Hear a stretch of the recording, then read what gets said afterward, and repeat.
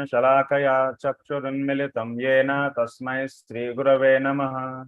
श्रीचैतन्यमनोभीष्टं स्थापितं येन भूतले स्वयं रूपः कदा मह्यं ददाति स्वपदान्तिकं।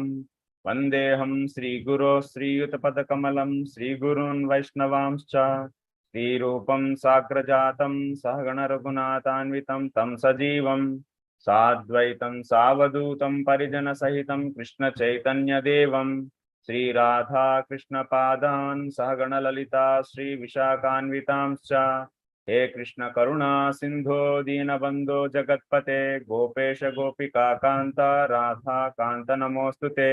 तप्त कांचन गौरांगी राधे वृंदावनेश्वरी वृषभानुसुते देवी प्रणमामि हरिप्रिये। वाञ्छाकल्पतरुभ्यश्च कृपा सिन्धुभ्य एव च पतितानां पावनेभ्यो वैष्णवेभ्यो नमो नमः। नमो ओं विष्णुपादाय कृष्णप्रेष्ठाय भूतले श्रीमते भक्तिवेदांत स्वामिन्निति नामिने। नमस्ते सारस्वते देवे गौरवाणी प्रचारिणे निर्विशेषा शून्यवादी पाश्चात्य देशतारिणे। जय श्री कृष्ण चैतन्य प्रभु नित्यानंद श्री अद्वैत गदाधर श्रीवासादि गौर भक्त वृंद। हरे Krishna Krishna Krishna Hare Hare Hare Ram Ram Ram Hare Hare. Hare Krishna. So I welcome all of you for today's session. So Bhakti Prakārāḥ. So this is the last session. So this is the 12th session, and in this session we are going to discuss about. So just 1 second, I need just 2 minutes time, please give me. So just a rotor setting is going to happen. Just 2 minutes.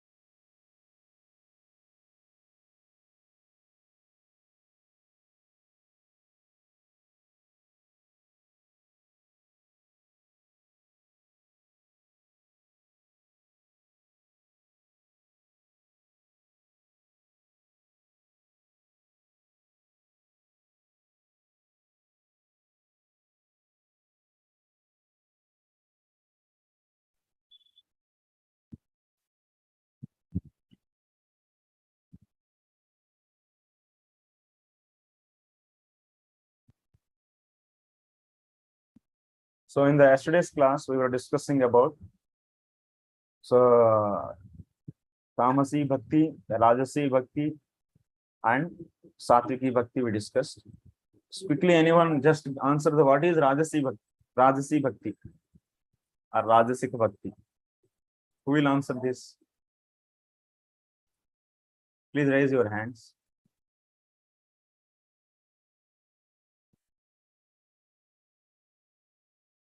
Rajasic Bhakti. Please switch on your cameras.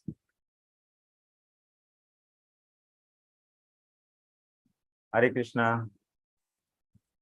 Please put on your cameras.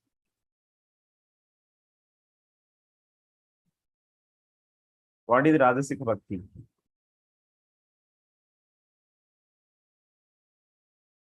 No? Yes. Rukmini Prabhu. Rukmini Valla Prabhu, please. If someone who is doing Swarup Siddha Bhakti and same time he has many desires, many material desires to get a nice house and means many passionate desires. So this is called Rajasic Bhakti. Someone is doing the Swarup Siddha Bhakti just for the sake of material fulfilling of the material desires. Then it is known as Rajasic Bhakti. Thank you. So next, what is Satvika Bhakti? Satviki Bhakti. Another, yeah, Sampriya Mata. Pranam Prabhu. If someone is doing Swarup Siddha Bhakti to get out of the entanglement of the material world, that is to get liberation, is called Satviki Bhakti. Yes, Mata. Thank you. So, what is Nirguna Bhakti? Who will tell? Nirguna Bhakti.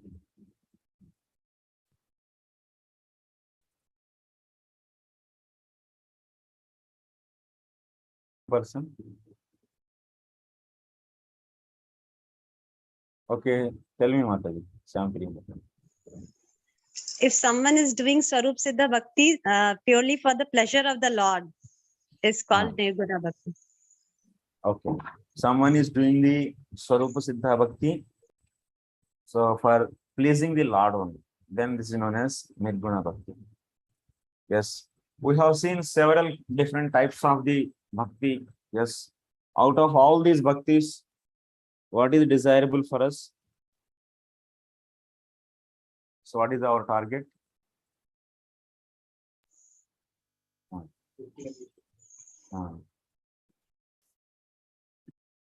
Yes, bro. Sudhanshu bro.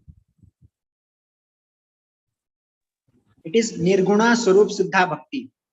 Yeah, Nirguna Swarup Siddha Bhakti is the desirable one. Yes, bro. So now we will be seeing what is Nirguna Swarup Siddha Bhakti. So we will be having the discussion on this.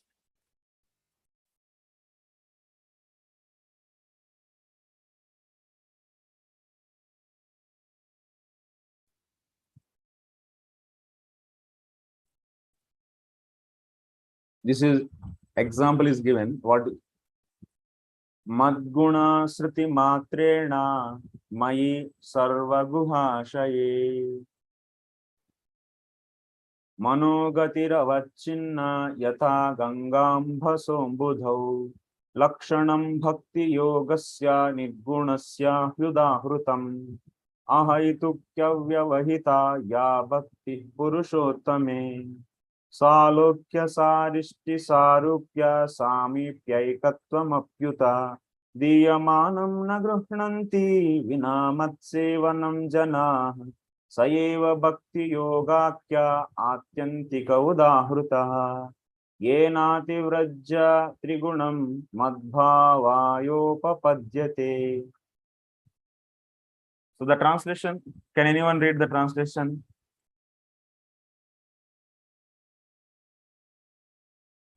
Prabhu, I can read. Yes, Mataji.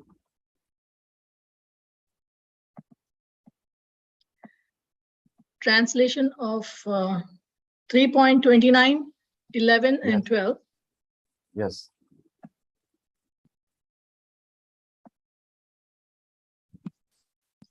Translation: the manifestation of unadulterated devotional service is exhibited when one's mind is at once attracted to hearing the transcendental name and qualities of the Supreme Personality of Godhead, who is residing in everyone's heart, just as the water of the Ganga flows naturally down towards the ocean. Such devotional ecstasy, uninterrupted by any material condition, flows towards the Supreme Lord. Yes, ma'am. So what it means? Yeah. Okay, that Salukya, Samipya, Sarishti, that we'll not needing. So that's not a problem. So first of all, we'll understand. So Madguna Sriti Matrena Mai Sarvaguhashaye Manogatir Avachinna Yatha Gangamba Saha Gatihi Ambudau. What it means? Gangamba Saha Gatihi Ambudau. This meaning, that meaning of that.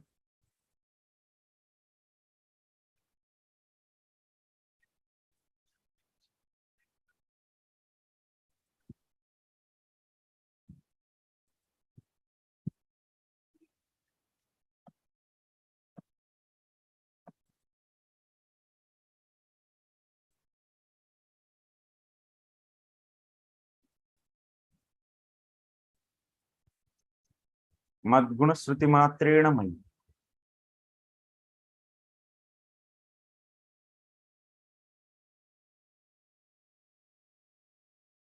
This is here.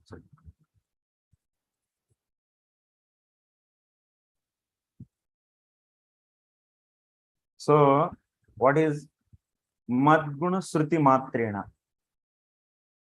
That means he is hearing the qualities of the Lord just for the sake of hearing. Natu Tatra Uddeshantara Siddhyapi Prayana.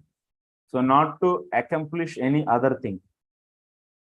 So, someone is hearing pastimes of the Lord. So, are the qualities of the Lord. Madguna means qualities of the Lord, just for the sake of hearing. Okay. So, and Shruti Matrena Mai Sarva Guhashaye Manogatir Avachinna. And this person's mind is directly, that means this mind is always flowing towards what?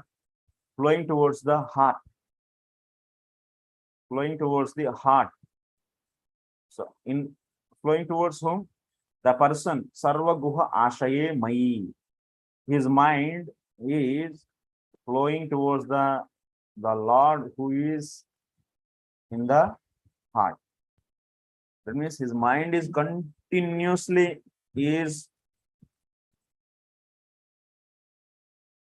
thinking, or the flow of mind is continuous towards Supreme Lord. And here, hearing those, just for the sake of, he is hearing the holy names of the Lord, just for the sake of, so hearing only, not for other reason.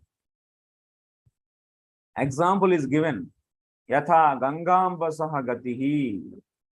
Gangambasaha means the water of the Ganges. The water of the Ganges flows from the Gangotri to the, so where Ganga enter into the Bay of Bengal, that's a Sagar, Ganga Sagar. Continuously it flows. There is no break. So Jivanadi. That means there is no break in this. So similarly, the mind is continuously flowing towards the Lord. So how it is explained? What is that definition? Flowing of that kind of mind. That what? So is known as what? Bhakti. That Bhakti is also known as what? Nirgunasya Bhakti Yogasya. This is known as Nirguna Bhakti because he is hearing the holy names of the Lord just for the sake of hearing. And his mind is continuously flowing towards the Lord. So you can see here, Madguna Sruti Matrena Natu Tatra Uddeshantara Siddhyapi Prayena Prakruta Gunamaya Karananam Sarvesham Guha Karana Gochara Padavim Tasya Shete Guhyataya Nishchalataya Cha Tishtati Yaha Tasmin Mai Avachinna Vishayantarena Vichetum Ashakya Ya Manogatihi. So this mind is not, this flow of mind is not broken by other objects of the senses, by other objects of the mind.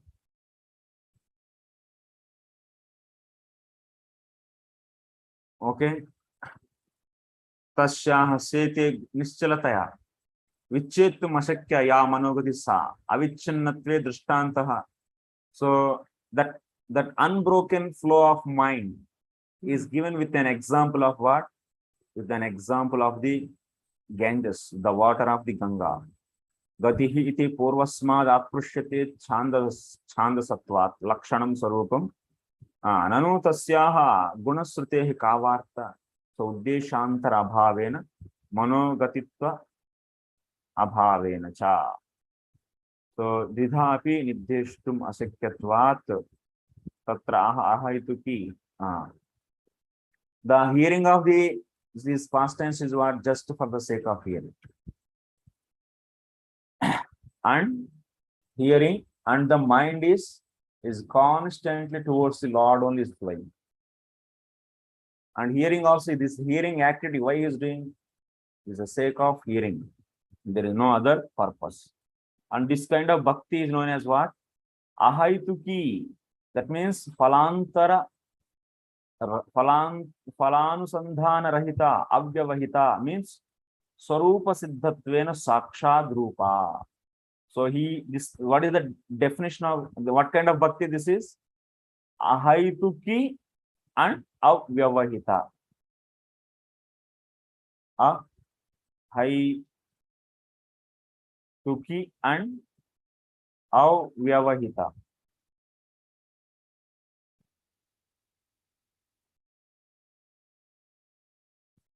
What is the meaning of ahaituki? Phalantara, phala anusandhana rahita. That means no correlation with a result. That means whenever that activity is done, so there someone is not seeing the what kind of result I will get from this, and by that result he is not motivated actually. Oh, if I do this, I will get this. That's why let me do. So that means that activity is having the, so like example, this is the activity and the result is this, and for the sake of getting this result, if you are doing this activity, then what is there? Phala anusandhanam is there. What it means? This activity is correlated with the result, and that means the doing of this activity depends upon the result. Then we know phala anusandhanam is there. Anusandhanam means correlation. Doing of activity is inspired by the result. But here activity is what in this case? Here activity is ahaituki, means phala anusandhana rahita, means the activity is not done with expectation of something out of that activity. That activity is done for the doing of that. Bhakti is done for the sake of bhakti only. Hearing of the Lord's name is done for the hearing of the Lord. Hearing of the Lord's names. It is not done for this something I should get the money. Something different from the bhakti is not expected actually. Only for the sake of Lord only. Bhakti means doing something activity for the Lord. And why we are doing? For sake of that only we are doing. So anuselana means what we are seeing. So doing some activity for the Lord. So if it is the phala anusandhana rahita, means that activity of doing for Krishna is not expected with something. That means there is no expectation of something. So maybe Krishna will give me this, Krishna may give that, is not there. Just we are doing the activity of doing, we are doing activity for Krishna for the sake of doing only, not for other reason actually. There is no other hetu. So, okay. So then it is known as phala anusandhana rahita. So this hearing of the Lord's name is done for the hearing only. For the hearing of the Lord's name only. It is done. So then Next, avyavahita means avyavahita. Avyavahita means unbroken. Unbroken. That means this is the something is there from 1 to 10 units. In between something is coming, means then it is vyavahita. Avyavahita means this flow, whatever this flow is there, this flow is not stopped by anything. Then that flow is known as avyavahita. So here also the activity should not be stopped by any other thing. So here what? The activity should not be stopped by any other thing. That means Krishnanuselanam, that means doing the activity for the Lord, should not be interrupted by anything.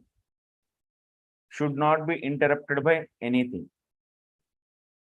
So this is the meaning. That means what? There should not be anything, something is coming in between that activity and between the Lord. Something should not come. So all the time that should be continuous. So that means Sakshat Rupa. That means between this point and between this point, these 2 points are always directly connected, and in between something is not coming. Then this is known as avyavahita.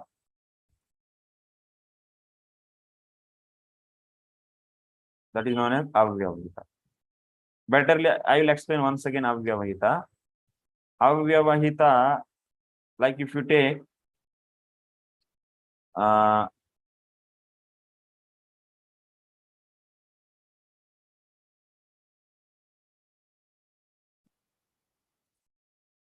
hearing the names of the Lord is there. So here activity is there. Activity is done by through the ears. So hearing activity is there. This is directly connected with what? Directly connected with the Krishna.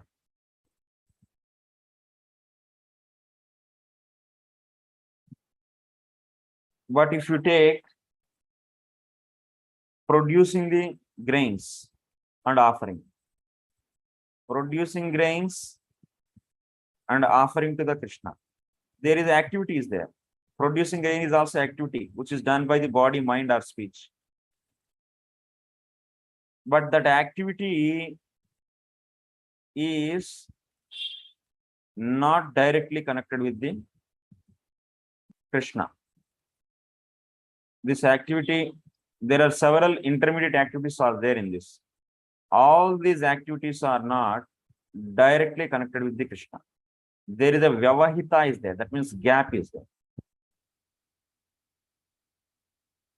So here what? Sowing seeds, putting water, giving the manures, and so on. So all these activities, different activities, sowing seeds, is it directly connected to the Krishna? This activity is not directly connected to Krishna. We are sowing seeds and also putting water and then giving the manures. All these activities are not directly connected to the Krishna. So then what is coming? So these activities are connecting to the Krishna through what? Through offering. So, but those activities are not directly connected to Krishna. But here, so hearing, you are hearing the what? Lord's name. This hearing activity is directly connected to the Krishna. There is no vyavahita. That means there is no, so intermediate thing is not there. But here these are all not directly connected. They are connecting to the Krishna through the offering. Like in the Sangha Siddha Bhakti also, you see there, karma and gnana, they are assisting.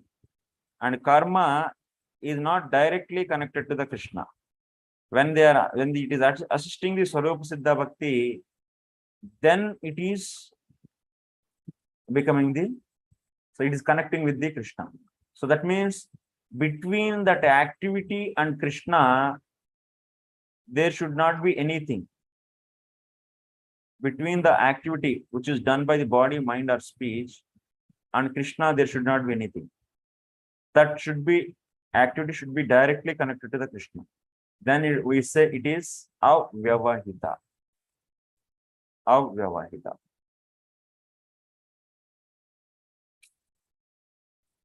Okay. This is the meaning of avyavahita.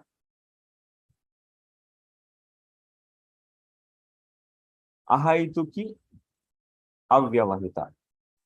Ya bhakti purushottame. This is the nirguna bhakti. So in that nirguna bhakti, what is happening? Activity done for the Lord is directly connecting with the Krishna without anything. That means what? Sakshat bhakti.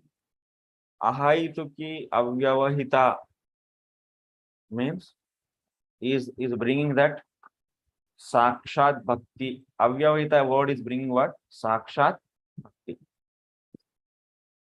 Okay. This is the meaning. You might not be so much comfortably feeling about this. No problem. I will explain in more detailed way.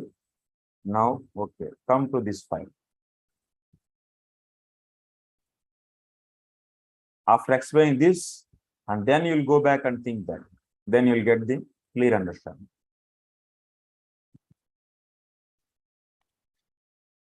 Whatever the example we have seen here, this explanation given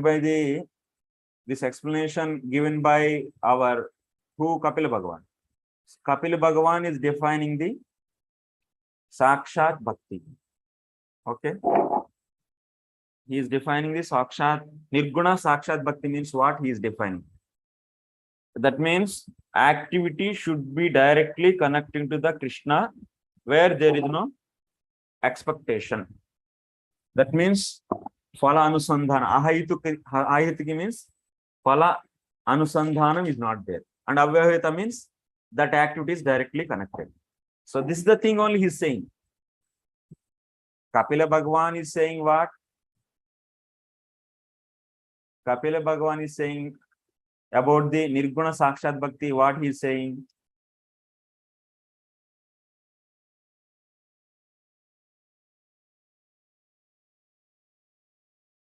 He is saying that Nirguna Sakshat Bhakti means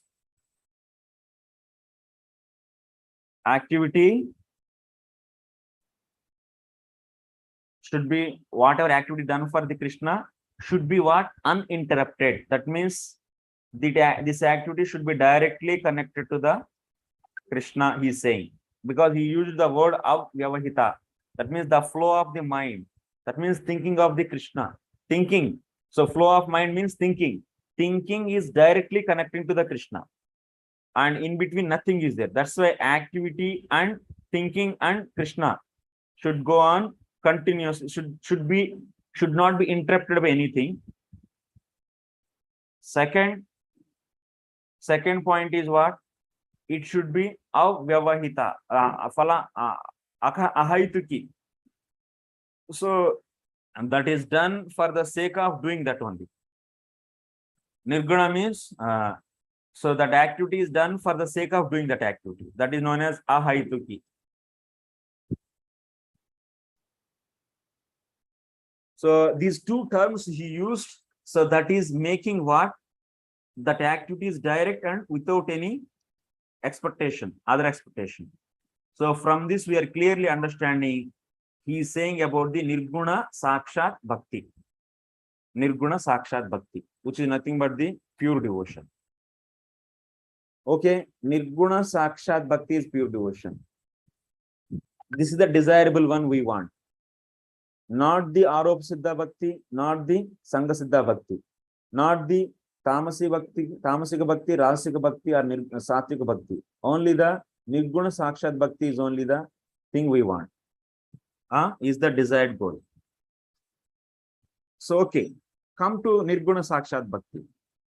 Kapila Bhagavan defined Nirguna Sakshat Bhakti means where the activity is directly connected to the Krishna, because the word Avyavahita he used, and it is not having any expectation. That behind that activity there is no expectation, that is done for the sake of Krishna only. There is no other expectation. So this is the understanding we are getting from the Kapila Bhagavan. Yes. Whatever Kapila Bhagavan is saying and whatever the definition we have seen Sakshat Bhakti for the Sakshat Bhakti, both are matching or not?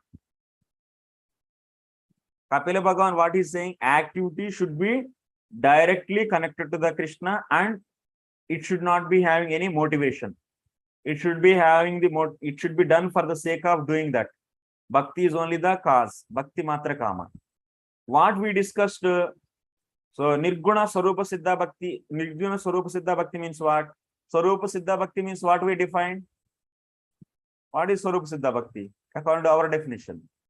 Swarupa Siddha Bhakti means where the activity done for the Lord is directly connected to the Krishna. And Nirguna means what? Nirguna means this activity is not having any other material motivation or otherwise motivation for the liberation. It is done Bhakti Matra Kama. That means it is done for the pleasing the Lord only. This is the definition we have seen. Nirguna Swarupa Siddha Bhakti. So because we defined Aropa Siddha Bhakti, Sangha Siddha Bhakti and Swarupa Siddha Bhakti, then after that Aropa Siddha Bhakti categories, and also after that Sangha Siddha Bhakti categories we discussed, and also Swarupa Siddha Bhakti is also is having the first two types, that means Sakama and Kaivalya Kama. So Sakama means Tamasi, Rajasi, and Kaivalya Kama means for the liberation. And finally we are seeing the one more thing, Nirguna means so there is no other material or the liberation motivation for the liberation. Nirguna means it is completely devotional. That means so one doing the Swarupa Siddha Bhakti for the sake of the Bhakti only it is done. So that means to please the Lord only is done. So this is the definition we have seen, Nirguna Swarupa Siddha Bhakti. And what Kapila Bhagavan is saying, Kapila Bhagavan is also saying same thing. So activity should be done for the Krishna and it should not be interrupted by anything, and it should be not having any other motivation. It should be done for the pleasing the Lord only. So that's why Kapila Bhagavan, whatever is saying, that is nothing but what? Nirguna Swarupa Siddha Bhakti. So that's why for Nirguna Swarupa Siddha Bhakti, what is the proof? The teachings of the Kapila Bhagavan in the sloka number 3rd canto 29 chapter 10 and 11 slokas.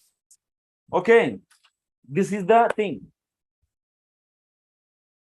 So for the Nirguna Swarupa Siddha Bhakti, we have seen the proof from the Kapila Bhagavan's teachings. For the Tamasi, Rajasika and Satvika Bhakti also, that 7th sloka, 8th sloka, 9th sloka are the example for Tamasi, Rajasi and Satvika. And this 10 and 11 are the for the example for the Nirguna. So that's why whatever Jiva Goswami classified Bhakti, that means Swarupa Siddha Bhakti has how many he classified? So Tamasika, Rajasika, Satvika and Nirguna. And for that examples, so he showed from the Kapila Bhagavan teachings, 3rd canto, 29 chapter 7, 8, 9, and 10 and 11. Okay, so that's why we are the classification, whatever Jiva Goswami did, it is not whimsical and it is based upon the Bhagavatam. This is the point we are admitting here. So now, is there any question here? Tell me.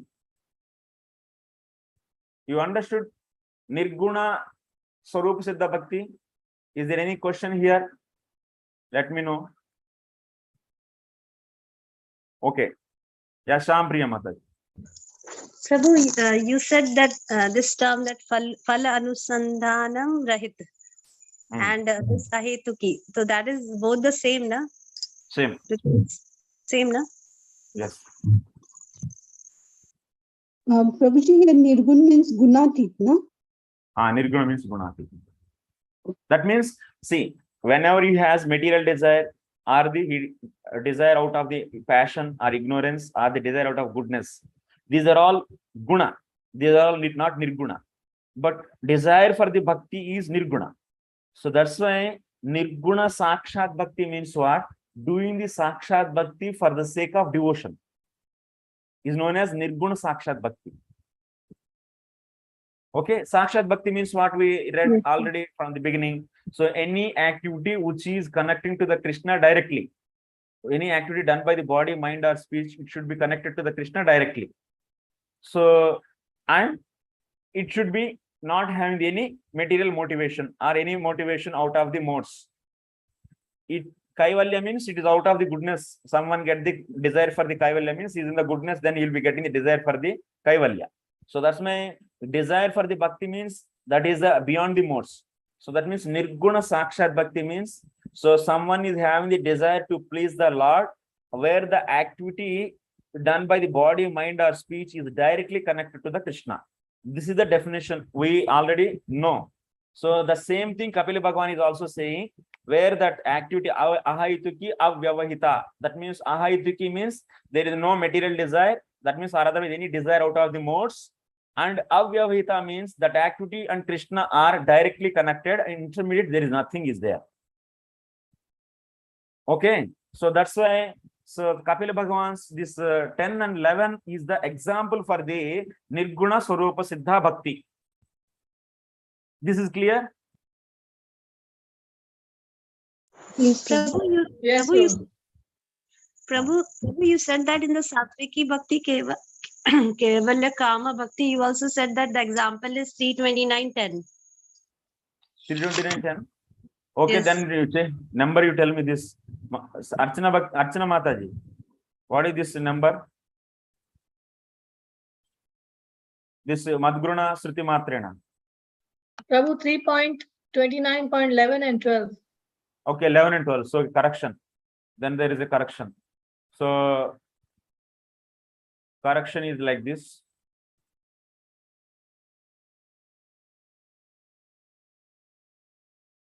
Correction is like this. So then we will change this. Sorry then. Thanks, Mataji, for.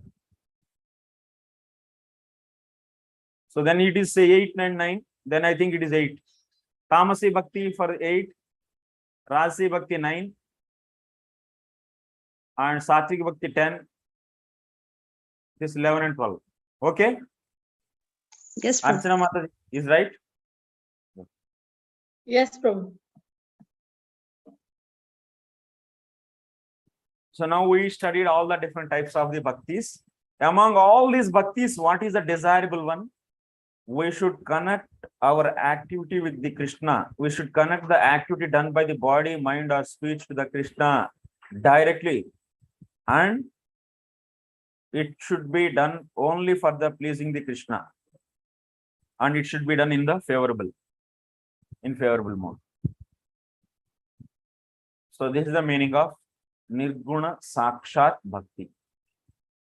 That means that person, if he does karma and jnana, so for example, in the morning time, he is doing the activities which are directly connected to the Krishna, and in the afternoon time, he is doing the activities which are not directly connected to the Krishna, but so those are indirectly connected. That means he is doing some work and offering the result of that.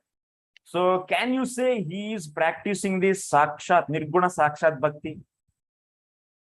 Who will answer this? Oh, could you please repeat the question?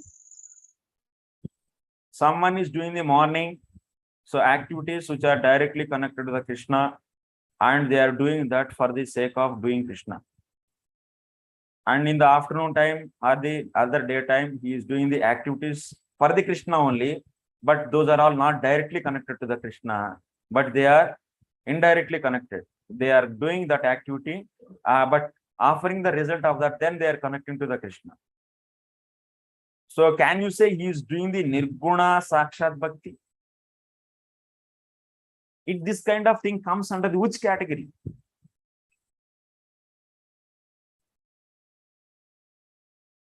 So Radhanuga Mataji. Hare Krishna Prabhuji, he is not doing Nirguna Satvika Bhakti because there is a break.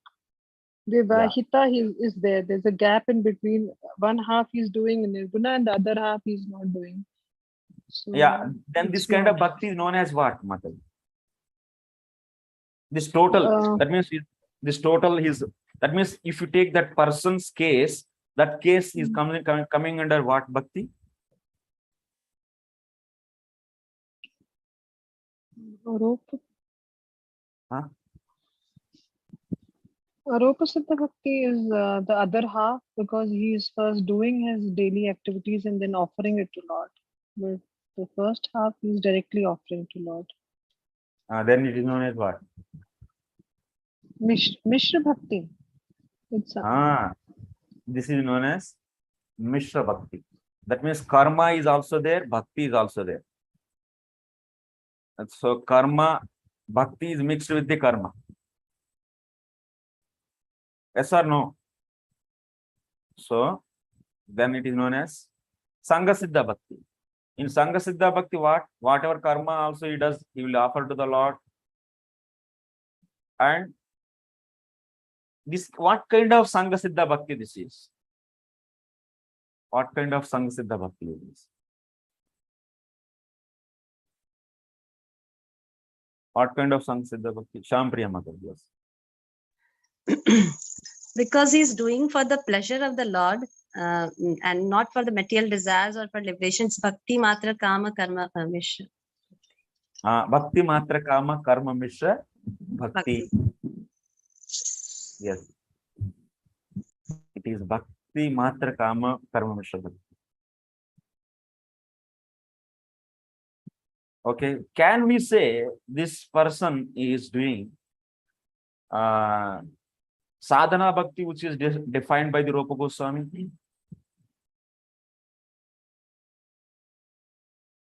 Others. Can we say this person, this case, is doing the sadhana bhakti defined by the Rupa Goswami?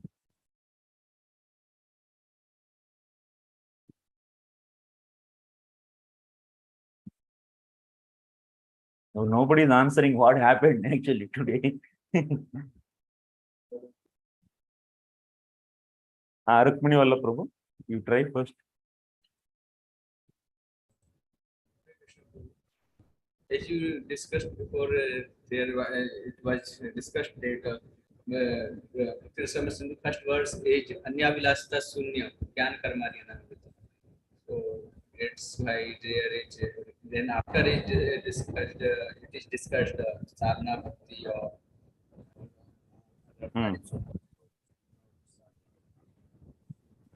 Okay, you are not speaking clearly. Okay, Shampriya Mataji, tell me. According to Rupa Goswami's definition, that is Anukulena Krishna Anushilanam. And that is Anushilanam. That is Anu means continuous. That is 24 hours. The bhakti should be done 24 hours. So it's according to Rupa Goswami, the definition is Anushilanam. So it's according to that only the definition is. Okay, so that's why now you people are understanding Nirguna Swarupa Siddha Bhakti. That means any person in his life, in his whole day, he is not doing any other activities which are not directly connected to the Krishna, but he is doing the activities which are directly connected to the Krishna, and also he is doing those activities for the sake of the devotion. Then we say he is practicing the Nirguna Swarupa Siddha Bhakti. This you all understood. So now I am asking this definition, whatever we heard, and whatever the definition said by the Rupa Goswami, is there any difference? So that means whatever the sadhana bhakti defined by the Rupa Goswami, so is it happening in the case of the person who is doing the, so that means morning Swarupa Siddha Bhakti for the sake of the Lord, and after that he's working. Then we said this is known as what? This is known as Karma Mishra Bhakti. Bhakti Matra Kama Karma Mishra Bhakti. So can we say this condition is satisfying the condition given by the Rupa Goswami? Rupa Goswami, what he is saying? He is saying the sadhana bhakti means what he is saying? Anyabhilasha sunyam gnana karmadyanavritam anukulyane krishnanuselanam. This is the condition he is giving for sadhana bhakti, bhava bhakti, and prema bhakti. For all these three bhaktis, this is the condition should be satisfied. And this is the condition he is giving. So now, then anyone satisfies this condition, he is doing the sadhana bhakti according to the Rupa Goswami. So that's why now I am asking the question. So here the karma mishra bhakti, bhakti matra kama, karma mishra bhakti, that means is it satisfying that the condition given by the Rupa Goswami? Is it satisfying the condition given by the Rupa Goswami? What is that? Anyabhilasha sunyam gnana karma anavritam anukulyan krishnanuselanam bhaktiruttama. Is it satisfying that condition, this one? So that is the question I am asking. Jai Ganesh Prabhu. Yes. Hare Krishna Prabhu. It is not satisfying because he did not leave his karma behind. Now, to understand in a better way what Rupa Goswami is saying, and he is also saying Ananya Bhakti, or otherwise Uttama Bhakti, or otherwise Akinchana Bhakti, or otherwise Kevala Bhakti, or otherwise Shuddha Bhakti. Means he is saying that Anyabhilasha Sunyam Gnana Karmadyanavritam Anukulen Krishnanuselanam Bhaktiruttama is saying. And now we are seeing the Rupa Goswami's definition. Nirguna Sarup Siddha Bhakti is the definition of the Siddha Bhakti he is saying. What both are saying, same or different, coming in the same line and advertising, they are giving the different scales or the same scale to measure the bhakti, to measure the quality of the bhakti, or they are giving the different scales or the same scale. Let us examine now. Be careful, carefully here, please. This is very important. Whatever the hard work we did just to get this fruit only. First, we'll go with the Jiva Goswami. Definition of Ananya Bhakti according to Jiva Goswami. What is that? Nirguna Sakshat Bhakti. This is clear. This is the definition of Nirguna Sakshat Bhakti, is the definition for the Ananya Bhakti. What is Bhakti? He said. Now today's class at least be active. What is Bhakti according to the Rupa Goswami, Jiva Goswami? The Swarupa Lakshanam for the Bhakti.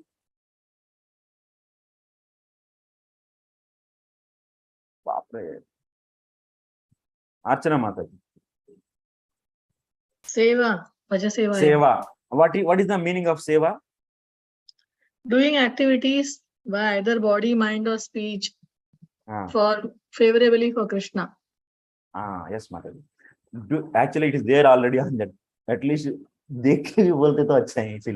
so doing activities by either body or mind or speech or any combination. So for Krishna favorably.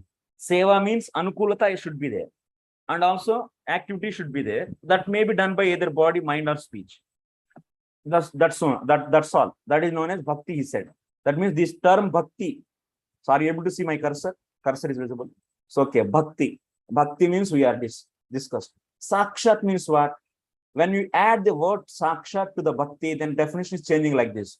Doing activity by either body, mind, or speech, or any combination for Krishna directly in favorable way.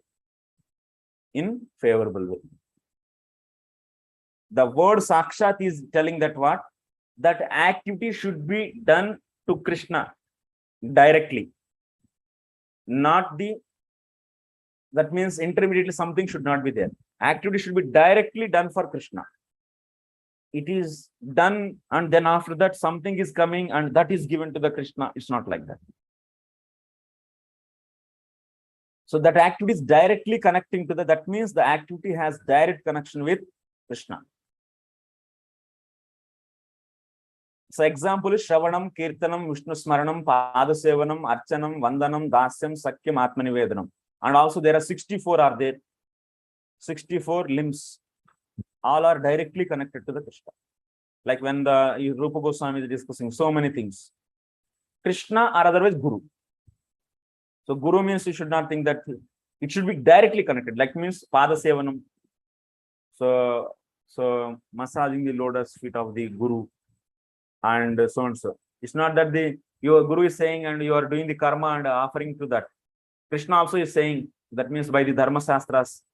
So he is only giving all the Dharmastu Sakshat Bhagavat Pranitam. So Dharma is given by the Lord only, books. That is also given by the Krishna. You cannot say that, oh, hey, they are saying and that's what I am doing. It's not like that. It should be directly connected to the Krishna. That point you should note actually here. Now, Sakshat, it's directly, that means example is Shravanam, Kirtanam and so and so. Next, what one more word is given here? Nirguna. And Nirguna means, so to please Krishna only. That means no material desire or desire for liberation. Then you add all these things. Bhakti, Sakshat and Nirguna. All these three words, if you came together, bring together, then what will happen? Doing activity by either body or mind or speech or any combination for Krishna directly for sake of pleasing only. So for pleasing only, for sake of knowing, for pleasing only. For pleasing only.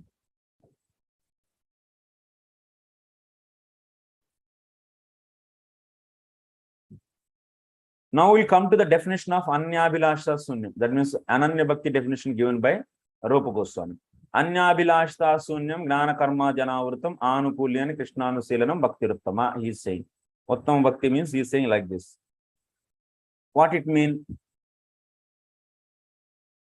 Anyabhilashita Sunyam means Anyabhilashita Sunyam. That means pleasing Krishna only. Gnana Karmadi Anavrutam means before that you come to here. Krishnanuselanam means what? Doing activity either by body or mind or speech or any combination for Krishna. Here it is said for Krishna. So this is Krishnanuselanam, and unfavorable if you do, then Anukulyan Krishnanuselanam. This is. But when the word Jnana Karma Janavrutam is added as a qualifier or as a modifier for this Anukulyan Krishnanuselanam, then what is happening? This activity should not be interrupted due to Jnana and Karma and so on. That means directly that activity should be directly connected to the Krishna. You are getting the point? Jnana Karma Janavrutam is what? Is a modifier. Someone is opening, you are not hearing. And mic.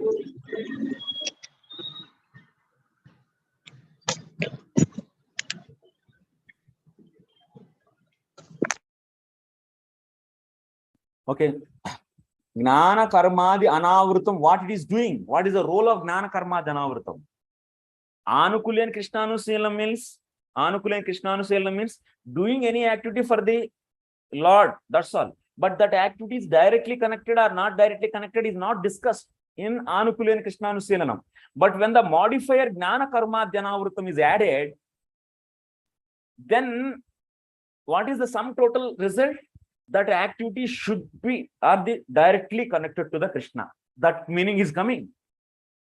That means there should no any interruption.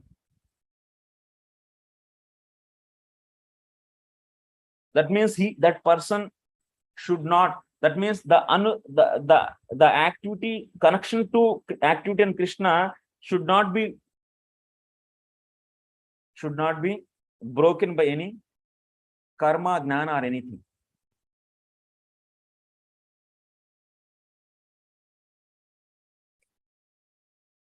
Then combine everything. Then what is that? Doing activity either by body or mind or speech or any combination for Krishna directly unfavorably to only pleasing. That means doing activity either body or mind or speech for Krishna. What you should add? Jnana Karma Janavrutam means the word directly you should add actually to this. then directly you add it. Take everything and add directly. Jnana karma janavritam means directly you add. And unfavorably anyway, anukulyat is there anyway. And what is that? Anyabhilasha sunyam means pleasing Krishna only. So this is the definition given by the Rupa Goswami.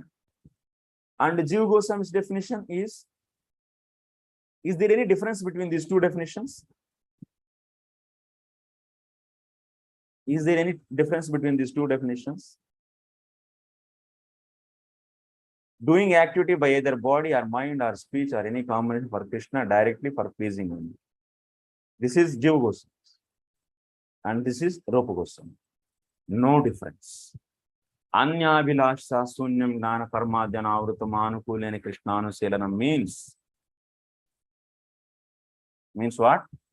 Nirguna sakshat bhakti. That means his activities should not be interrupted by karma or the jnana. For example, someone is, so that's the definitions are both are same.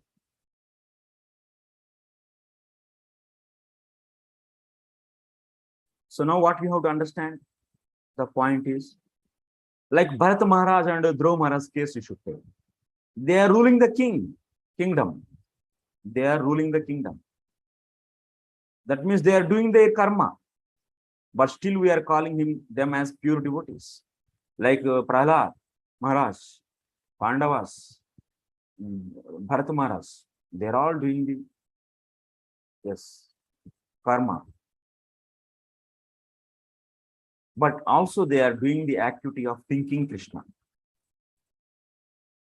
Or otherwise chanting Krishna. Chanting the names of Krishna. Chanting or hearing the names of Krishna. Any activity.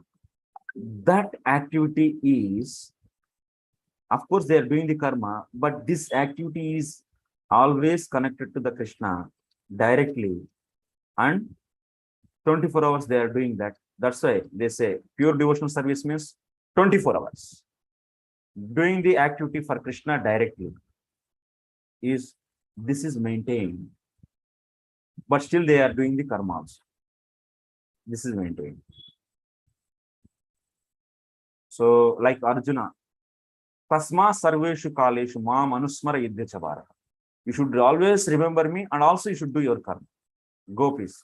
Anyway, in any case, if they do activity of karma, but that is not interrupted, that is not interrupting the activity, whatever they are doing for the Krishna directly.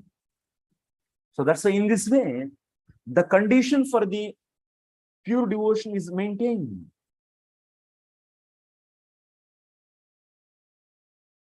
Okay.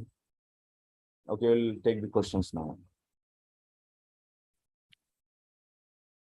Yes, Madhav. Archana Madhav.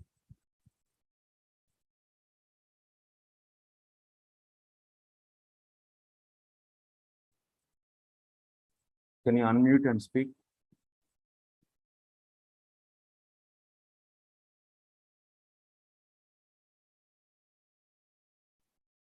You are also unmuting, she is also unmuting. Huh?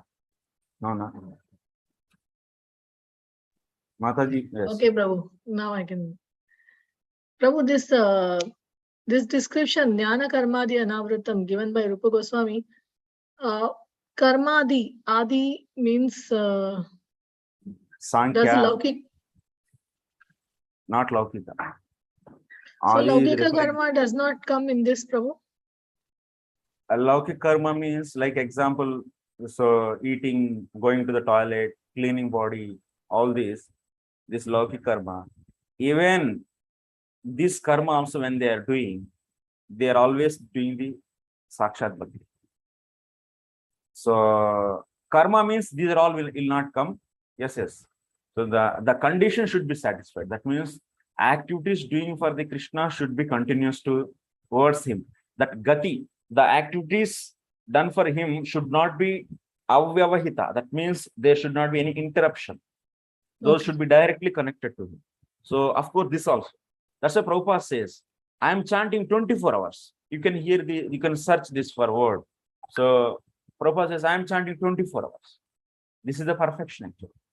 This is the perfection means This is the sadhana actually. One should get the conviction on the bhakti in such a way, fully surrendering to the bhakti, fully surrendering to the Krishna, and endeavoring 24 hours to do the activity for Krishna.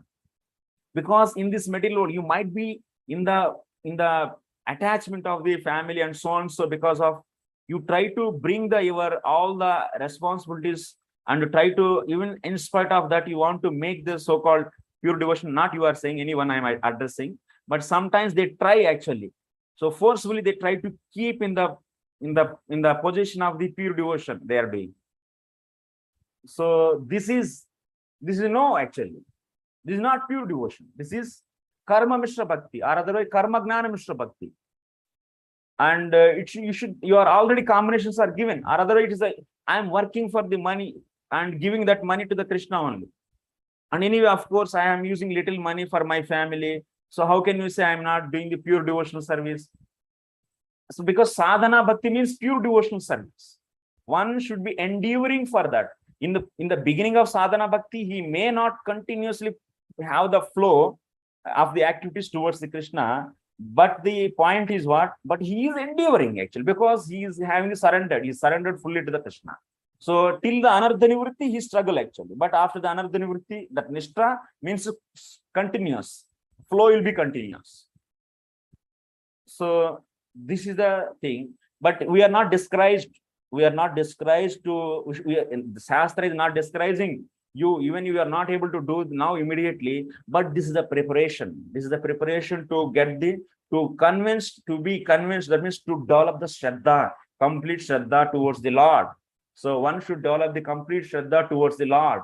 And so try to endeavor to do the direct devotion for the Krishna 24 hours. That's why, so in the Rupa Goswami, in the 64 limbs, he is not adding karmarpanam as the sadhana bhakti, as the anga of the sadhana bhakti. No, he is saying any sadhaka should do these 64 only, not other. Not other. Then he is known as sadhaka. This was the definition given by our acharyas. That's why Prabhupada is saying, I sent the definition. That means Adau Shraddha means our acharyas. Shraddha means they are not saying some little faith. No, then that is not Shraddha they are saying. That is not the Shraddha. So you are thinking, maybe you might be thinking in Adau Shraddha. Shraddha means you might be thinking that, so little Shraddha. No. Shraddha means, so Rupa Goswami is, Prabhupada is saying, according to our Gaudiya Vaishnava acharyas, Shraddha means complete, Drudha Shraddha. So, which is defined by the Krishnadas Kaviraj Goswami in the Chaitanya Charitamrita. That means Shastrarde Vishwasaha. So, this is this complete Drudha Shraddha. That means, what is the symptom of that Drudha Shraddha? Prabhupada is saying in the next, Sarva Dharman Parityajya Mamekam Sharanam Vraja. This is the point actually he is mentioning in the next. In the next, you can see, I sent already that message. And this is the Shraddha actually. Adho Shraddha means this is the Shraddha. Shraddha definition is this. That means that candidate is prepared to do the direct devotion to Krishna 24 hours. That is the meaning actually. That is the meaning of the pure devotional meaning is satisfied in this case. So now you can understand where you are. We are not going to judge. This course is designed to understand where we are, and if we are not in the right situation, we should endeavor for that. So this is the objectives I defined for the course, and so I try to explain this thing, and this is my intention, and not to disturb anyone, but just to encourage the only. So, and we are not going to judge anyone actually in this. After giving this plainly, we are saying. And maybe I don't know, some are thinking or this way or that way, but I am not commenting anyone. But this is purely the presentation of the acharyas and also Prabhupada, because Prabhupada words also we took in that Adho Shraddha, where I sent that message. So Prabhupada and everyone is in the same line actually. But because of some reasons, if someone is saying that to encourage you, so they are saying, okay, pure devotion, okay. No. So some may be think that Prabhu, I am doing the morning sadhana, that is directly devotion. That means I am seeing the Lord, that Mangalarti attending. That means all the time, 24 hours, my eyes are connected to the Lord, and I am in the association of the devotees. That is also devotion. Staying in the temple by the, even you might be thinking somewhere, but you stay in the temple by the body. That is also Sakshat Bhakti only.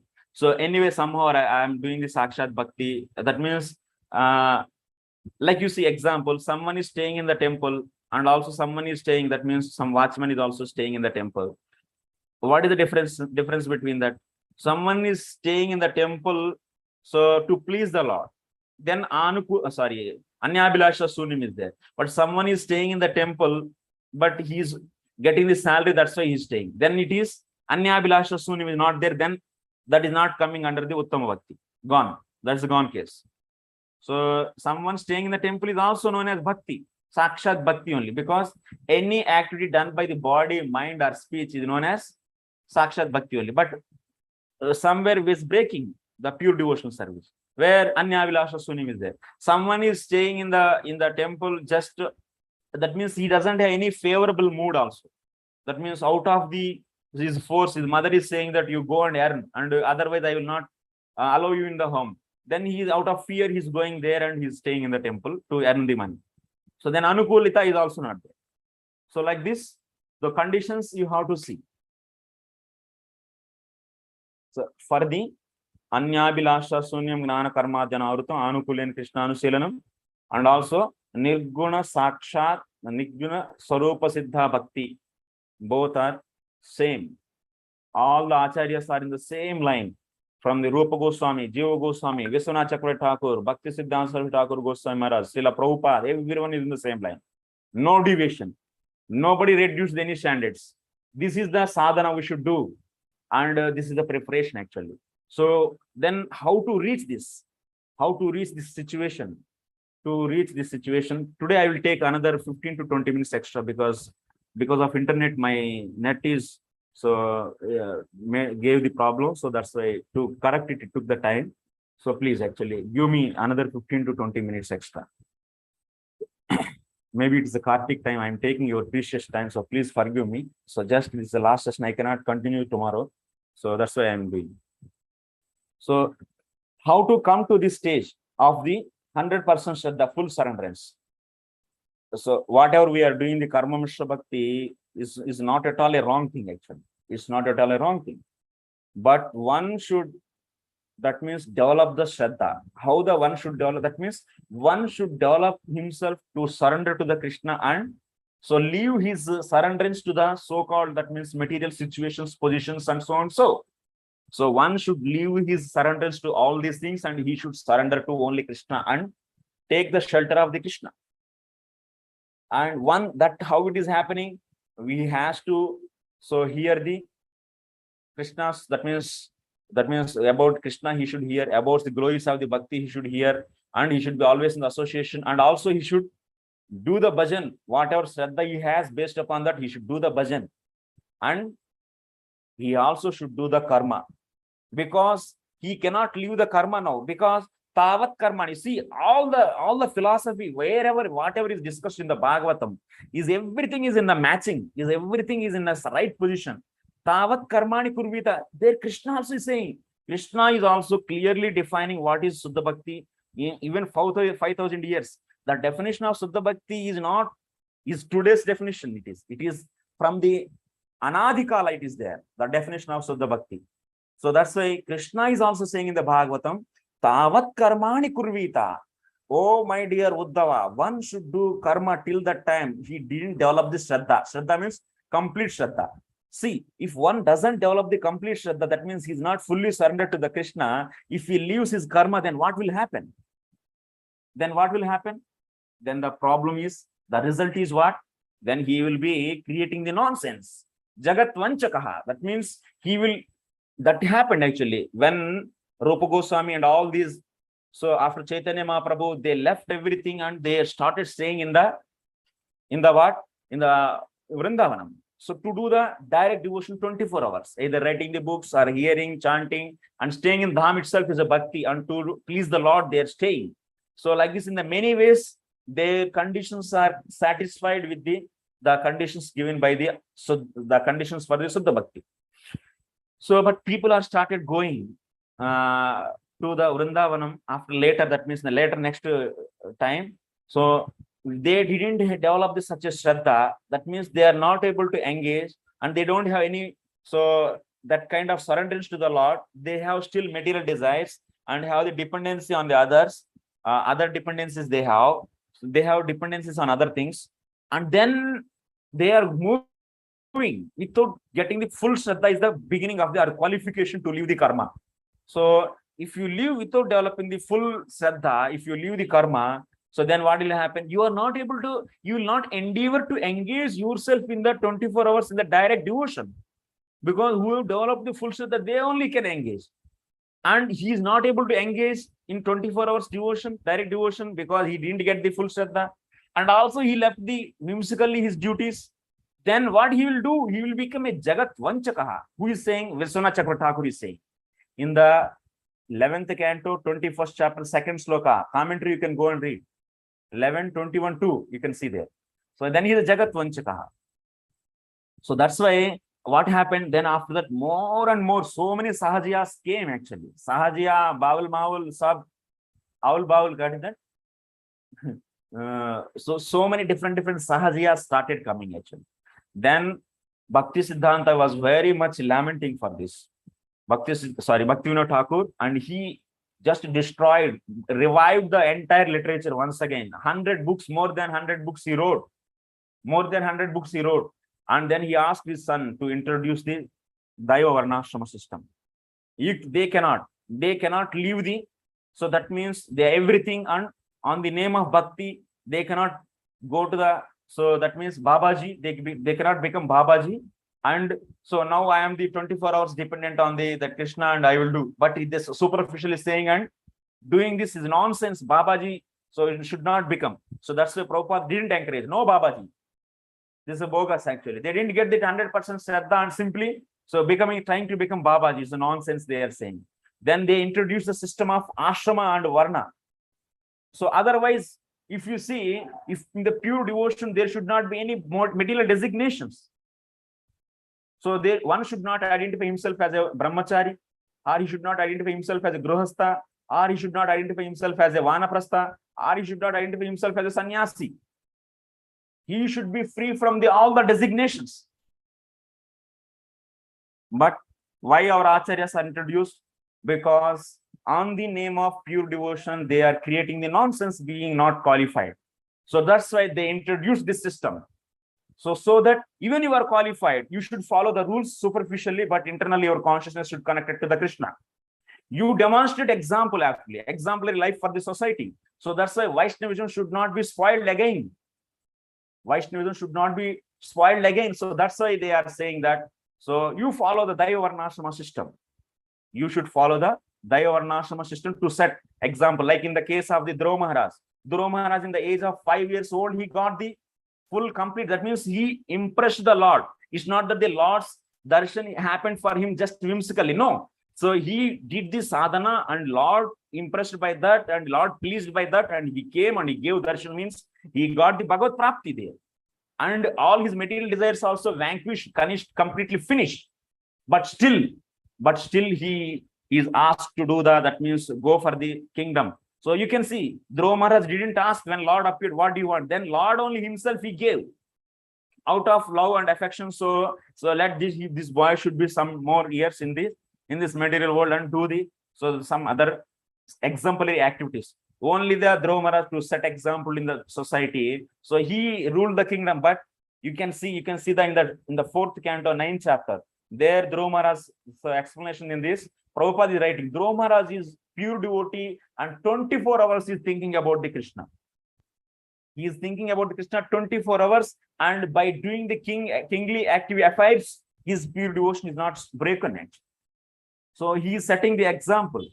So similarly, if someone is not in the pure devotion, he should do the activities according to the Varna and Ashrama.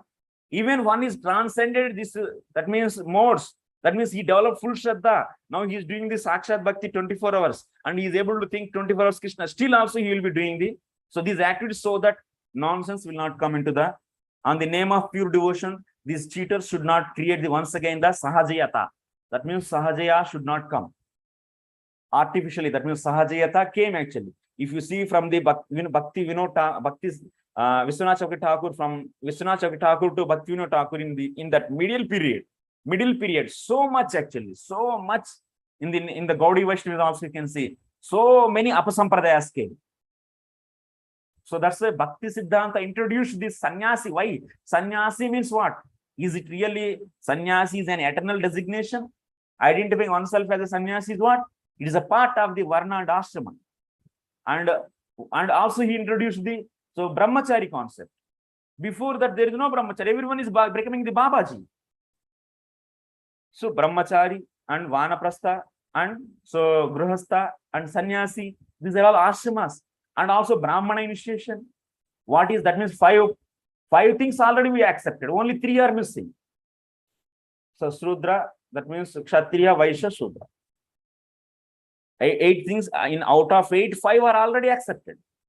Many people say that we are not following any varnashrama. We are beyond.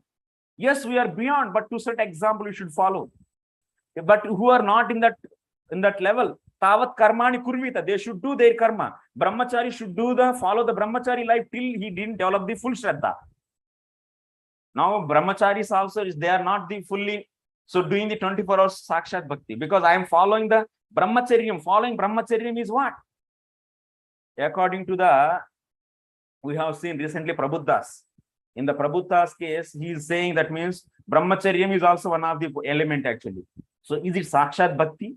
Brahmacharyam is no. But now that is assisting to do the bhakti, Swarup Siddha bhakti. So in that way, it is also becoming the bhakti. So, but when you develop, that is also then what is known as this kind of thing is known as Jnana Mishra Bhakti. Or otherwise, this is known as, Sangha Siddha Bhakti, this is, but one should develop, such a consciousness, I am not brahmachari. He should develop such a faith on the Lord, and I am not brahmachari, I am the servant of you. And that kind of consciousness one should develop internally. Externally, he might be following the so-called brahmachari rules, and he should develop such a consciousness and try to do the direct devotion for the Krishna 24 hours. This is the goal actually. But to protect them, this system is introduced. But that's why many people are developing such aversion. No, actually, it is very scientifically, systematically is given by our acharyas. Okay, so this is the thing. So, and also this Varna and Ashrama is helping us. Prabhupada is also saying, while you are developing the full Shraddha to start the 24 hours devotion, direct devotion to the Krishna, what you need, you should develop the Shraddha. For that, what you should be in the mode of goodness to hear the Bhagavatam and understand that. So, but when we are in the mode of passion and ignorance, we are agitated by the mode of passion and ignorance. Every time our mind will not be stable, and we cannot understand the subject matter of the scriptures very clearly. So that's why he is asking to live in a simple life, simple living, high thinking. Why this concept he is introducing? So why? The reason is to situate everyone in the mode of goodness, so that they can understand the Bhagavatam and they can peacefully analyze. Sravanam, Mananam. They should do the Mananam. Whatever we are thinking, we should do the contemplation on that and understand. And all the Viparita Bhavanas, Asam Bhavanas should be destroyed. And we should be peacefully, that means sit actually and hear and think and destroy the internal doubts and progress. This is the way. For this he is asking to live in the simple life and follow this Varna and Ashrama system, which accommodating the simple life. And this way also it is advantageous. It is advantageous so that our life is regulated, so that we'll be in the good atmosphere. We'll be in the good atmosphere. But if we are not hearing, and if we go ourselves like that, whimsically, then what will happen? Prabhupada in 1966 itself, he is introducing this everywhere. That means we are seriously connected to this movement. After the taking the initiation, initiation means what is that? Full Shraddha is there in the initiation time. Full Shraddha, no, at least 16 rounds you are chanting, okay, enough. At least 2 hours in a 24 hours, you are able to chant the holy names. And you may not attend Aharati and so on. So, but at least if you are able to connect yourself, Lord, with the Krishna for 2 hours. So we are recommending you are beginning the process. And so be, yes. Now there's a commitment. Initiation means it's a commitment. And we are asking that in front of the fire, you should not, that means you should not you should do at least 16 rounds, not less than. You should not go less than the 16 rounds. At least do 16 hours. There is no limit for the upper limit. So then upper limit is 24 hours is the upper limit actually. So that is the way we should develop our progress, our consciousness. That is the thing actually. That's the beginning actually. That's the beginning means, so even it is not beginning. Beginning means Shraddha is the beginning for the pure devotion. To bring the persons to level of the pure devotion. So this is the activity is, so Acharya very boldly, with wholeheartedly, with willingly, he gave this. And he's encouraging. So yes, we are doing this sometimes, that means kukarma, that means vikarma, and offering. Anyway, yes, Shastra is also whatever is doing is done according to your nature. So it can be offered, okay, as Shastra is saying. But it doesn't mean that you have to be there. Because when you are in the always in the mode of passion and ignorance, in the association of mode of passion and ignorance, this will agitate the mind. You cannot sit actually. In this course, 300 members registered. And in the beginning, 100 members are there. Of course, some might be having the genuine reason, but many are also get deviated because of the so many other factors. I'm not saying that everyone should attend, but at least, so the influence of the so-called, that means life is not stable. You can understand your life. You know better than me about your life. So life is not so stable. So because of this so much, that means targets are there and challenge, so many, so deadlines are given by our boss, and we are working hard and earning for the money, struggle for the life. There is a struggle for the existence. There is a struggle for the living in this earth. And when we are struggling so much to just to fill a belly, then where is the time to hear? Where is the time to hear, and where is the time to think and contemplate on that and remove all your doubts? Where is that time actually? So that's why Prabhupada is saying this life is not so like the cats and dogs race. This life is meant for the understanding the subject matter. Why he translated this Bhagavatam? He was very painfully saying. So I translated by putting my whole energy and time and taking so much pain. These books I'm translating to read all of you 24 hours and understand the subject matter, get the full faith and try to become dedicated to the Krishna. This was the actually, so he was saying, network is unstable. No, Prabhuji, getting clear voice. Yeah.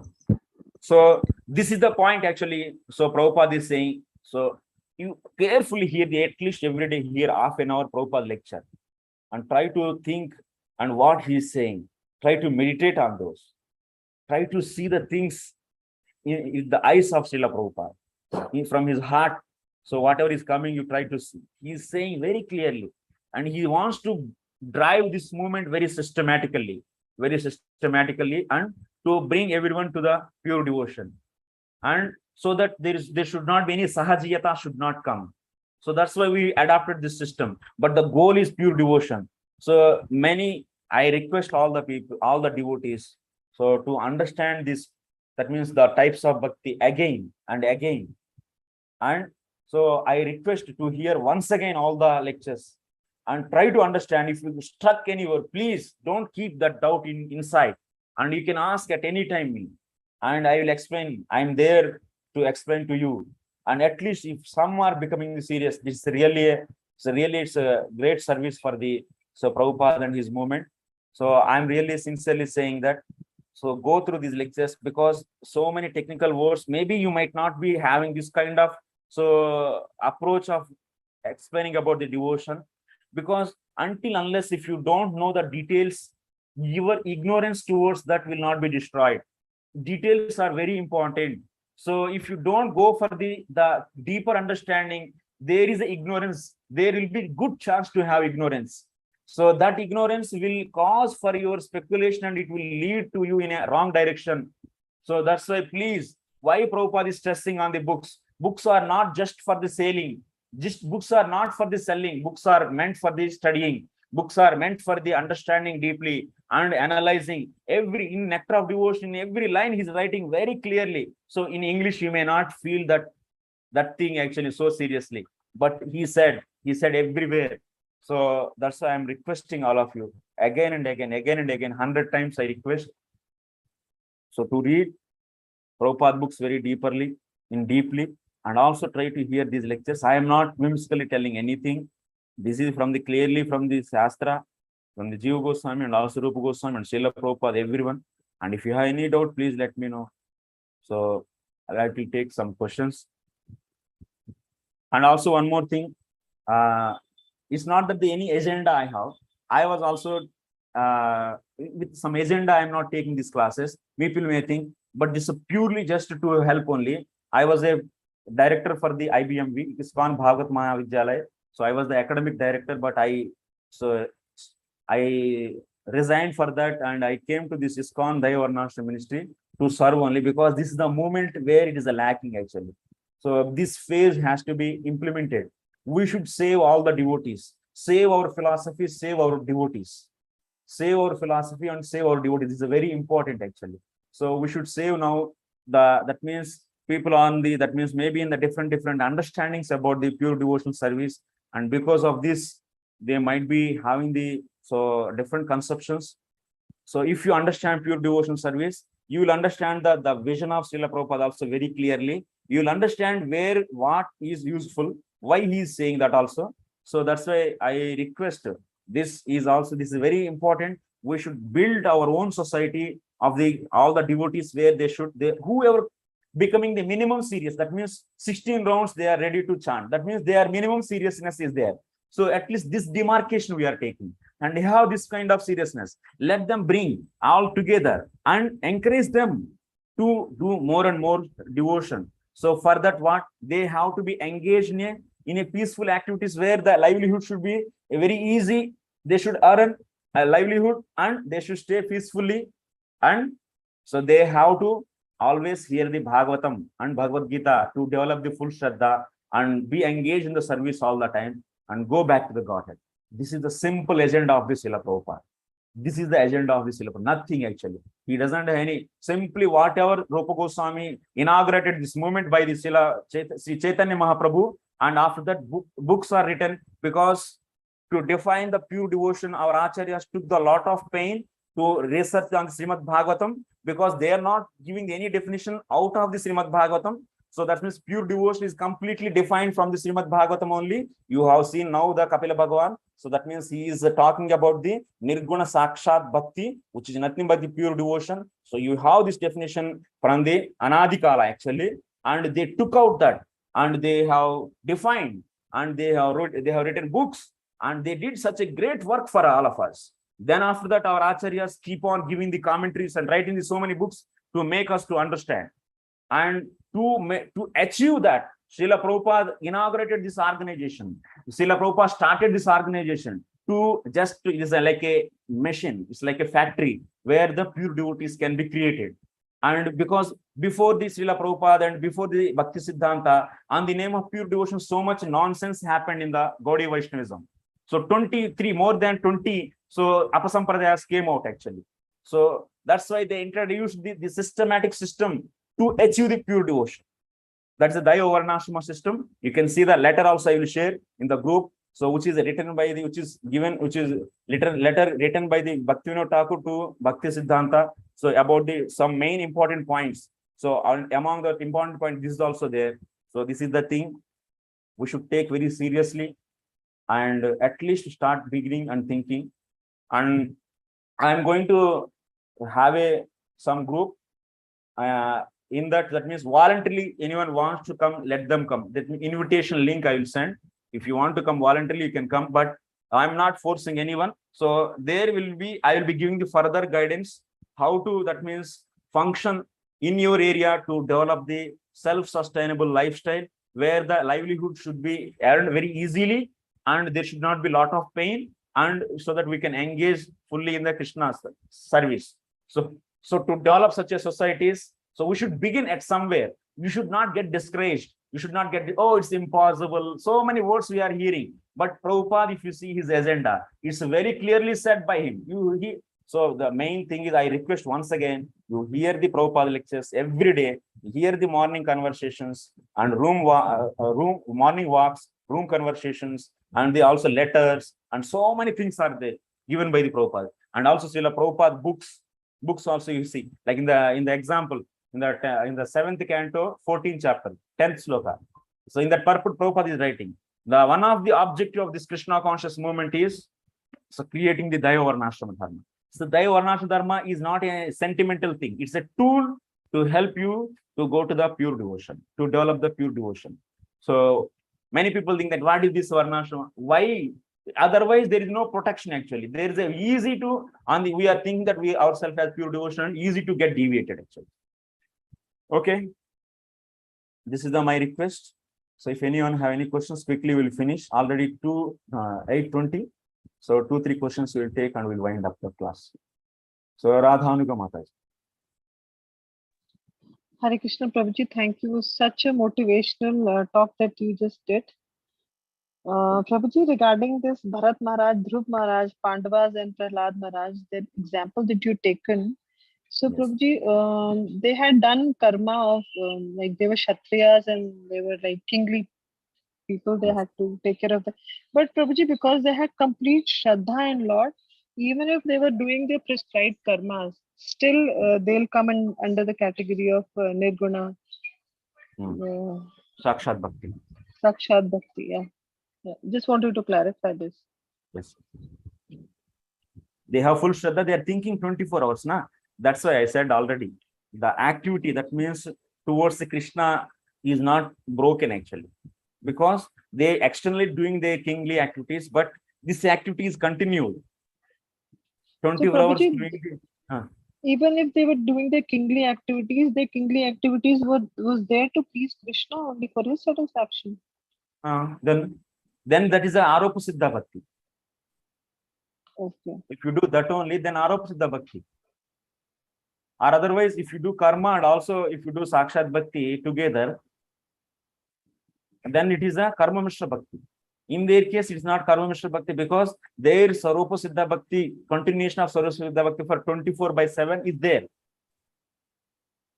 That means their Sarupa Siddha Bhakti is not covered by, is not interrupted by any karma or the gnana. They are not stopping that. What we are doing? We are doing the 10 hours, 3 hours, 4 hours, and we are stopping that. And we are taking up the karma. You are seeing the difference? Yeah, Prabhuji, but Prabhuji, in between their routine work, they could carry out 24 hours bhakti Sakshat for Bhakti. Lord.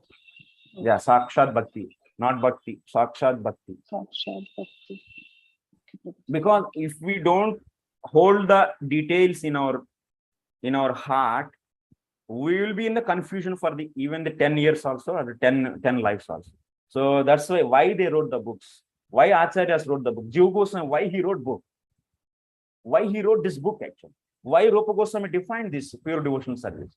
Because why he is not saying vaguely? Because it's very important to understand. If we don't wake up, it's a wake up time actually. It's a wake up call. If we don't wake up and if you don't grasp the details, then there is a good chance to be cheated once again. We should not take anything very easily actually. Proposing scrutinizingly why he's saying. Not just the sake of hearing or not the sake of reading books, we should not do.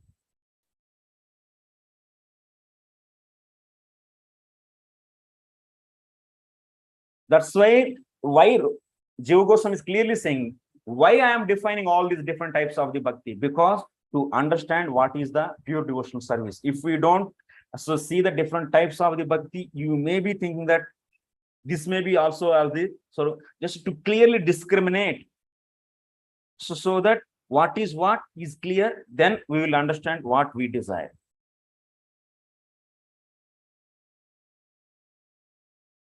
That we also started what is Lakshana. Lakshana means definition. It should be free from so 3 kinds of doshas, Ativyapti, Avyapti, Asambhavana. Then Lakshana is also 2 types, Tatastha and Swarupa. Then after that, Swarupa Lakshana. Then what is the Lakshana for the Bhakti? That is Swarupa Lakshana for the Bhakti, is Swarupa Lakshana for the Bhakti, Seva. And what is the Seva? That means by the body or mind or intelligence is done for the Lord.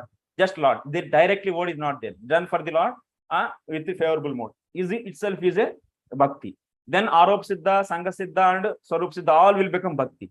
But now what is said? So, but pure devotion, if you want to say, then direct word you should introduce, and also it should not be motivated.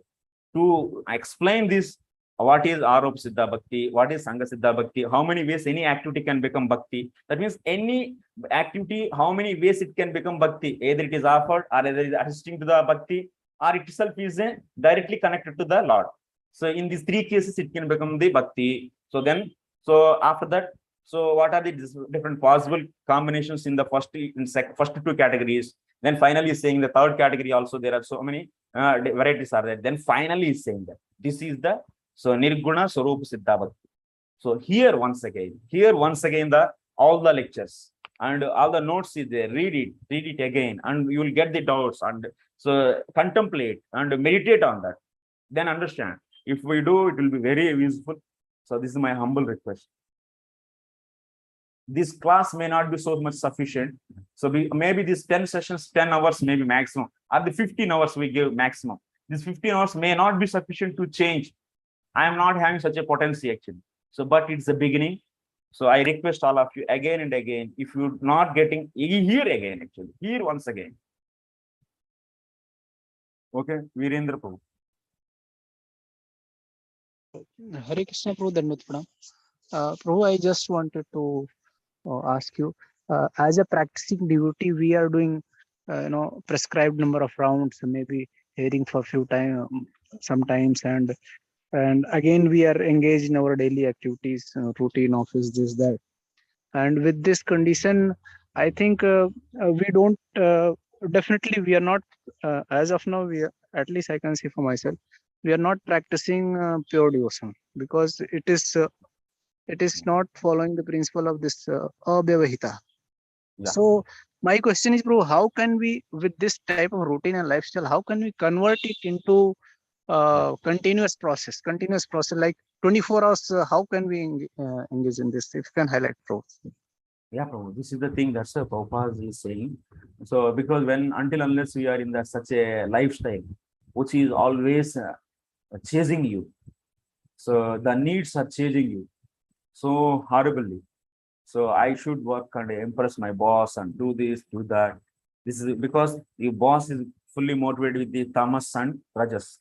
So he is controlling us, means we should also be coming to that same modes. So because of this, mind will be agitated. And then, so then what will happen? Then our life, that means we cannot sit and hear Bhagavatam and understand the details of the bhakti so nicely to develop this Shraddha. So that's why, what is the thing to become a pure devotion for Vaidhi sadhana bhakti? What is the qualification? Shraddha is the qualification. That means one is understanding the conclusions of the Shastra, that is Bhakti Shastras, in detail. So then he's getting the Shraddha, and that is the qualification to do the Vaidhi sadhana bhakti. So that means we should develop such a Shraddha where we can fully surrender to the Krishna. For that, you should hear the Bhakti Shastras. That's why, for that you need time. So we should simplify the life and spend the time. We should not change the situation of the life, and if you want to continue that lifestyle and also get the result, it's very difficult. That's why Acharya said, why he's saying the simple living and high thinking, where these principles of Prabhupada are now, whatever the teachings he gave, why these are all not taken very seriously.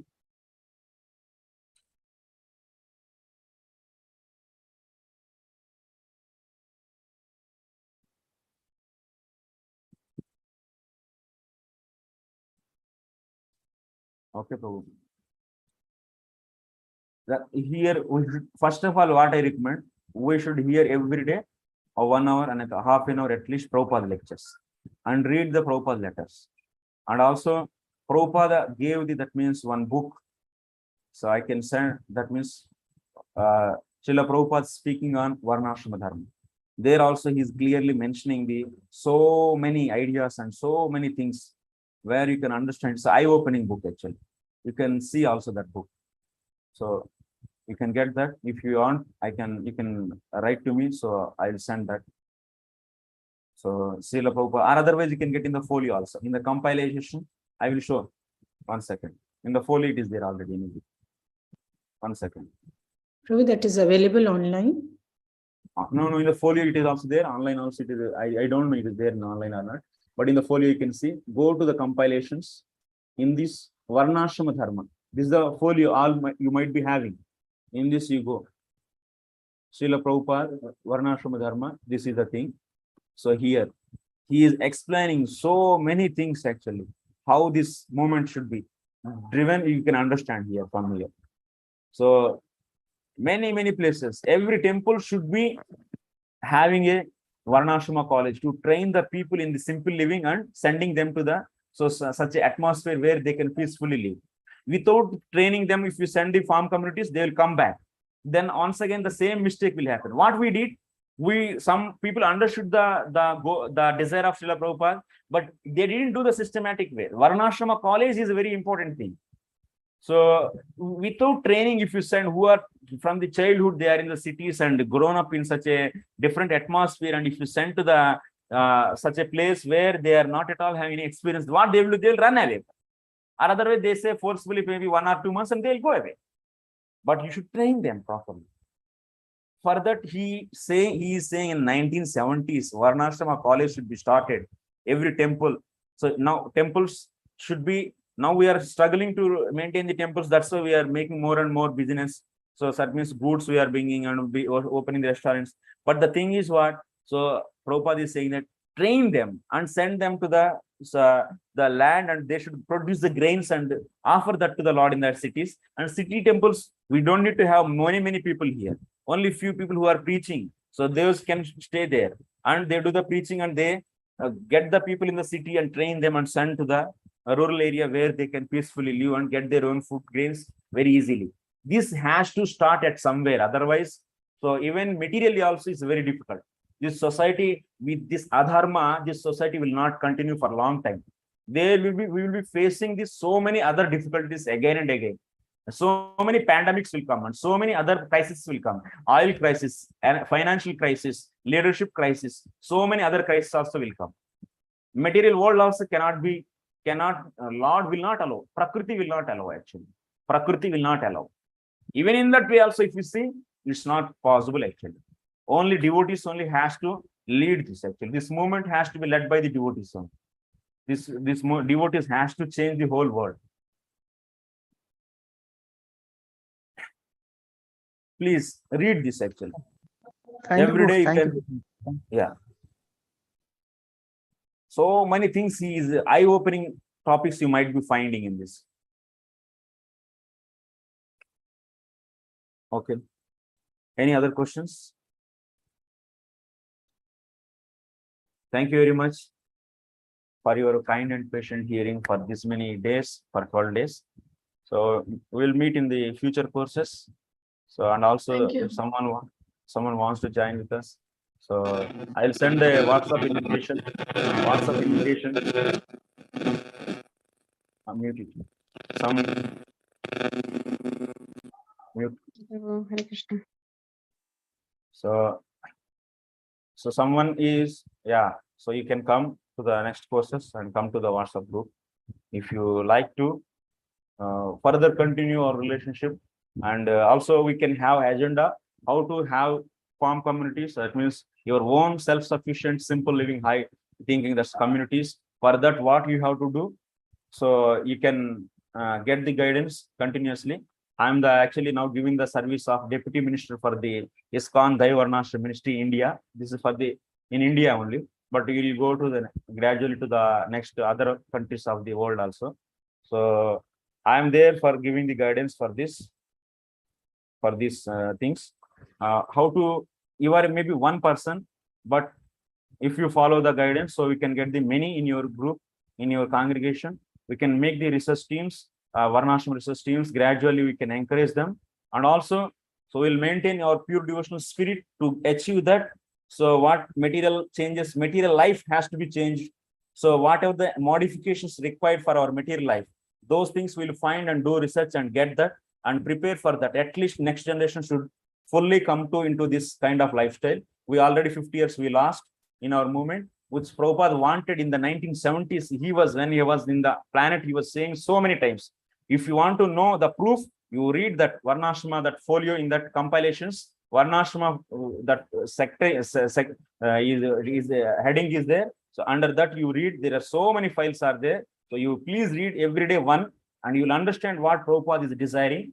And to do that, so I will be there. This servant is there to help all of you. So thank you very much. So thank you very much for your kind and patient hearing. So Vancha kalpatarubhyascha kripa sindhubhyev cha patitanam pavanebhyo vaishnavebhyo namo namah. Ananta Koti Vaishnava Bhakta Vrinda ki jai. Srila Prabhupada ki jai. ISKCON Daivarnashrama Ministry ki jai. Jai Gaur Premanand. Gopal Prabhuji ki jai. Gopal Prabhu ki Gopal jai. Prabhuji ki jai. Hare Gopal Krishna. Prabhu ki jai.